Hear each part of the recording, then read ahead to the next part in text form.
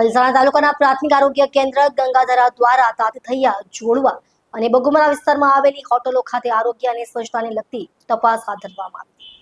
ગંગાધરા પ્રાથમિક આરોગ્ય કેન્દ્રના મેડિકલ ઓફિસર ડોક્ટર સચિન પટેલના માર્ગદર્શન હેઠળ સુપરવાઇઝર ધર્મેશભાઈ રાઠોડ તેમજ આરોગ્ય કર્મચારીઓ વિપુલ ગોદાવરિયા, ધનરાજ વ્યાસ, દીપક પંડ્યા અને શૈલેષભાઈ પૂજાણીની ટીમે સર્વોત્તમ હોટલ, ધરતી હોટલ અને સહયોગ હોટલ ખાતે સ્થળ તપાસ કરી હતી।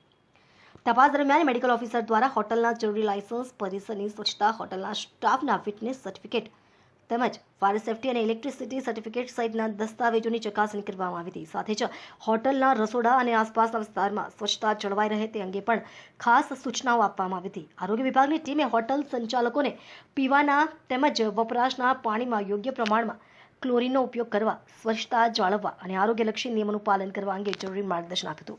આ તપાસનો મુખ્ય હેતુ હોટલોમાં સ્વચ્છતા, ખાદ્ય સુરક્ષા અને જાહેર આરોગ્યના ધોરણો જળવાઈ રહે તથા ગ્રાહકોને સ્વચ્છ અને સુરક્ષિત વાતાવરણ મળી રહે તે સુનિશ્ચિત કરવાનો હતો।